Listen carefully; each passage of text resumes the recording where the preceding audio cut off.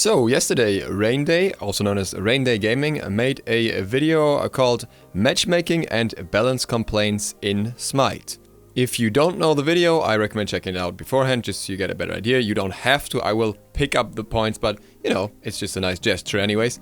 And I would like to point out beforehand that I do think that most of Raynday's ideas are very much in the same wavelength as mine, so I do generally agree with them.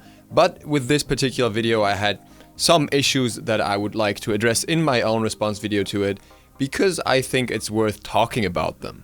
While it's worth pointing out that Raynday is an employee of Hi-Res Studios at this point, I still think that he very much offered his own perspective, his personal look on this topic, but there's certain things he just can't really say, and I don't think he wanted to say them, but I do want to say them, so this is my take on the same topic. I will go through his points that I find, well, noticeable or important to address, and then basically give my response to them. Raynday starts off his video by explaining a theory that may be familiar to those of you who are somewhat invested in psychology, who have any kind of interest in that field.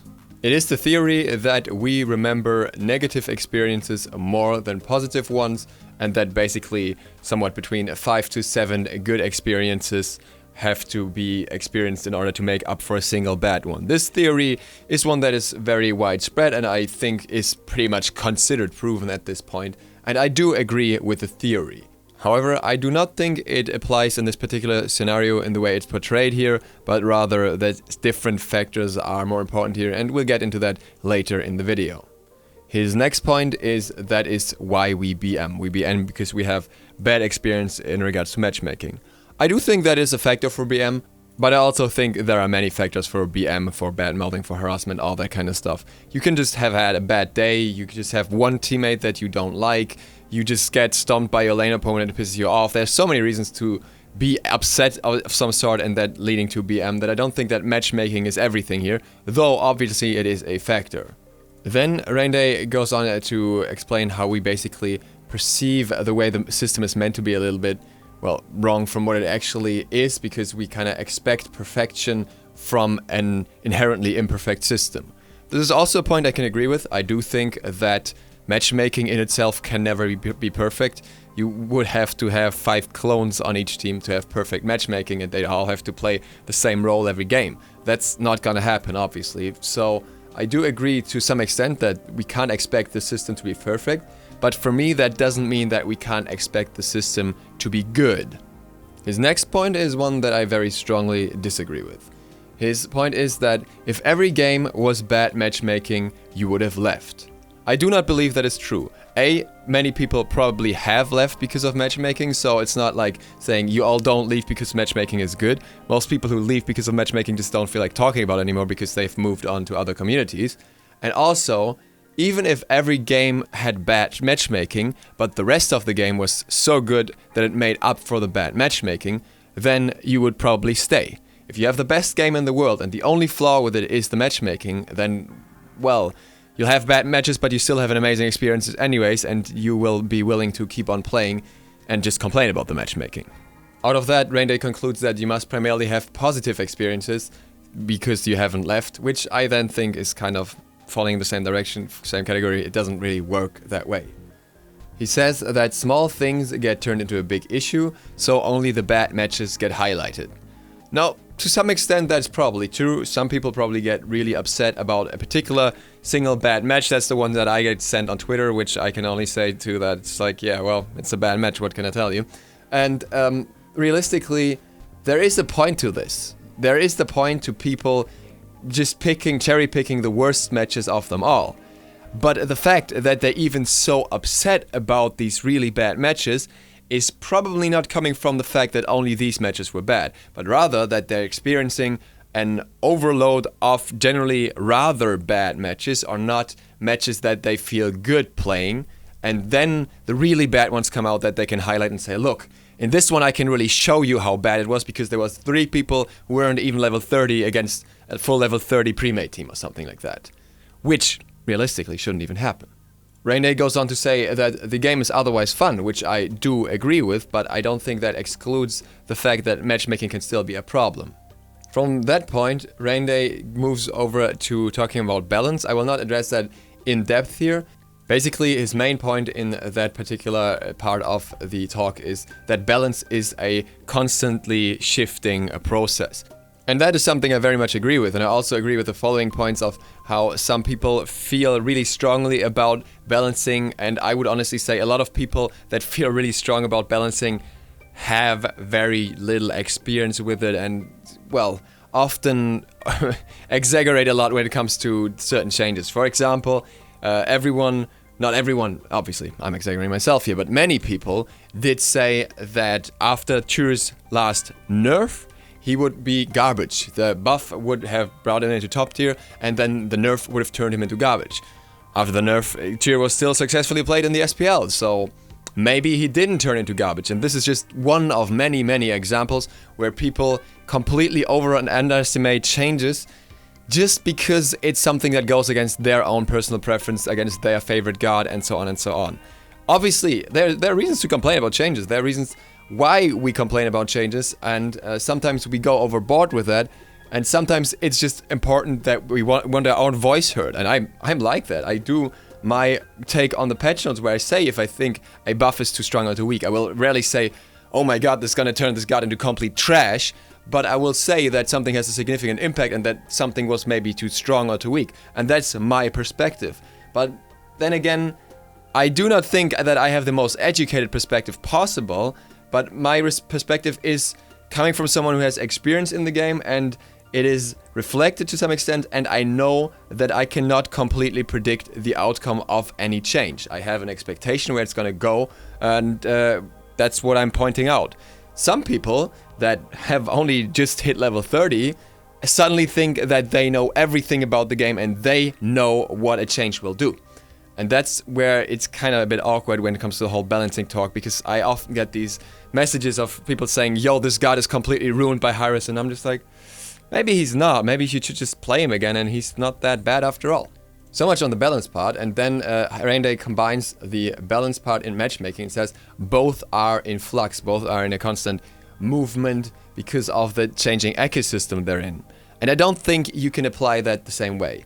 I do believe that both matchmaking and balance shift to some extent, but matchmaking is something that is much more about values that players get assigned that then have to be matched with similar values of other players, and obviously you're not going to always play your main role and so on, so there are variables that have to factor in, but you can still tell that something is within the boundaries of being acceptable for matchmaking, where something else is not. And if I, as a level 30 player who knows which items to build and has a, well, let's call it acceptable mechanical skill, then I will not want to be matched with a level 10 player who doesn't know how to build at all, maybe doesn't even build items yet because he just turned off auto buy, and doesn't know how to do anything in the game, like any camp such, anything like that. That's a disparity where I can clearly say this is not supposed to happen, no matter how much there is a shift. And that's something that we can't see the same way in Balance for Gods. Raynday goes on to point out some of these exact issues, like that somebody might be playing in a stronger role, somebody may just trying to be master a god, somebody may be on a team with comms or not, and all these factors obviously factor in to some extent, but that's still something that can be arranged within reason in the matchmaking system, and currently it's really not. The next and almost final point is the one that I find myself disagreeing with the most. Raynday claims that players use matchmaking as a form of a cop-out, as an excuse, something that they use to blame instead of looking for other better ways to win, instead of changing their own behavior, and don't remember when the matchmaking was in their favor. And basically the whole example boils down to when they win, it's like in a school test, it's like I studied so hard for that test, and when they lose, it's like that test was too hard and I blame the test for doing badly. And this example in itself already falls together for me, because I'm somebody who in school usually did study a lot. So I did study for every test, and some tests I happened to ace and some tests happened to be really hard. Just because I do badly in a test and I say the test was hard, it doesn't mean that the test wasn't hard. Yes, I should have probably studied more, but if I have to study 5 times more for a harder test, that means that the test is harder. And the same applies to matchmaking. when I have to try 5 times harder in a match to win than in another match because my teammates are so terrible or the enemies are so much better, then probably something was bad about that matchmaking. And just because I could have tried harder, it doesn't mean that the match was by any means good. And it doesn't mean that just because somebody says that matchmaking has a lot of issues, you can't be a good player.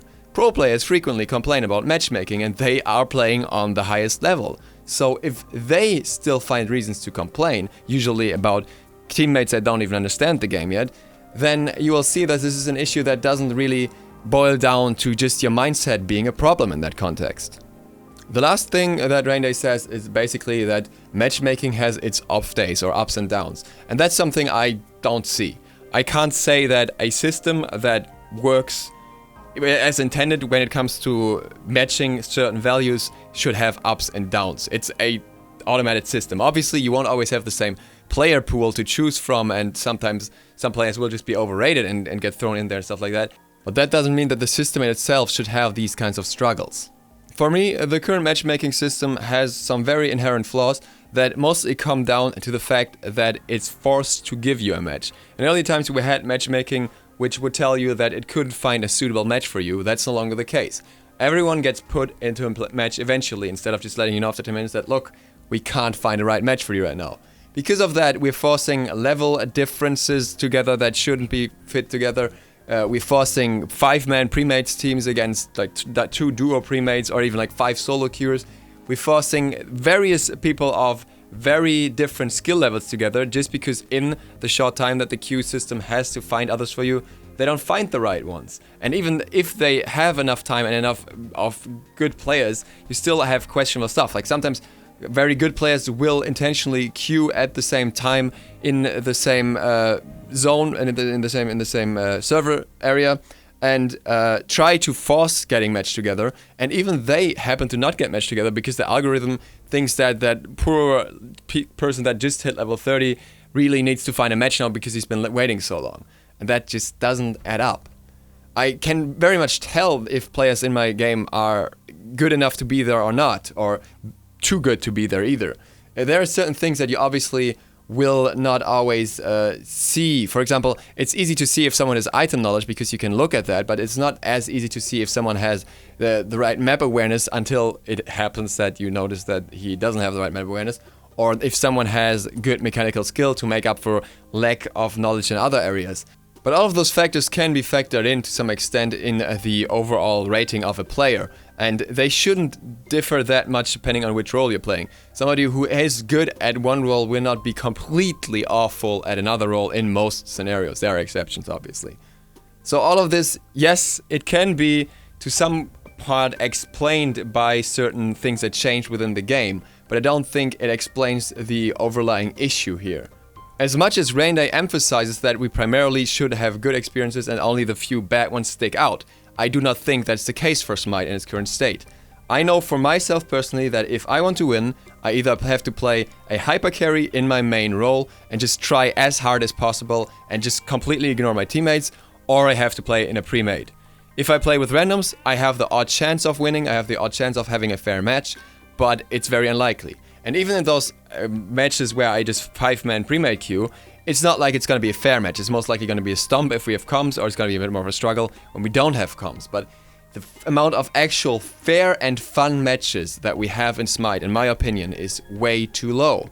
And this is something I notice because when I have a good fair match experience, it will stand out, it will stick out for me, even if we lose that game. I obviously like the game a little bit better if I win, but I will know that this was a really good game and I will be like, hey guys, thank you for the games, it was a really good experience. We actually had a decent match that went for long, but it wasn't that it went for long because one of the teams was like struggling to carry their 2 idiots, but rather because everyone was trying their best and everyone was playing really well and everyone was around an equal skill level.